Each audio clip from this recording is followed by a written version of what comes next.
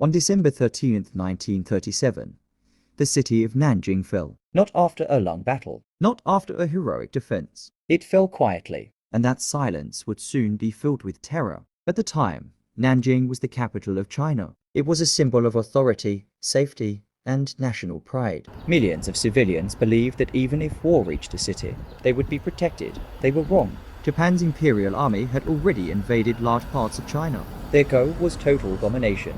China's leader, Chiang Kai-shek, knew his forces could not stop the advance. The Chinese army withdrew, but the people stayed. Old men, women, children. When Japanese soldiers entered Nanjing, the fighting was mostly over. And that is when the real horror began. For the next 6 weeks, the city was consumed by uncontrolled violence. Soldiers moved from street to street, dragging civilians out of their homes. Men were accused of being soldiers and executed without trial. Entire families disappeared overnight. Prisoners of war were tied together and shot. Some were buried alive. Others were pushed into rivers. Historians estimate that between 200,000 and 300,000 people were killed. This was not rumor. This was not exaggeration. Foreigners were inside the city. One of them was John Rabe, a German businessman and member of the Nazi Party. Despite his political background, he was horrified by what he saw. He helped establish the Nanjing Safety Zone, a small protected area where civilians could hide.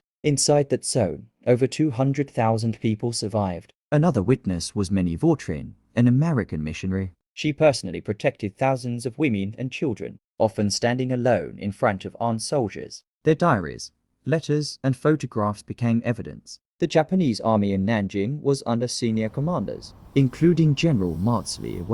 While discipline collapsed on the ground, leadership failed to stop the violence. After World War II ended, some Japanese officials were tried and executed for war crimes. Many others were never punished, and the memory never faded. For China, Nanjing became a national scar, a reminder of humiliation and loss. For Japan, the massacre became a painful and disputed chapter of history. Even today, disagreements over how this event is remembered continue to strain relations between the two nations. This is why December 13th still matters. Because when history is denied or softened, wounds do not heal. They deepen. The lesson of Nanjing is not about hatred. It is about responsibility. It teaches us that war is not just fought by armies. It is suffered by civilians. It warns us what happens when power goes unchecked, when leaders abandon control, and when humanity is forgotten. On December 13th, 1937, the world failed to protect the innocent. Remembering this day is not about blame alone. It is about truth, because only truth prevents history from repeating itself. History is not old.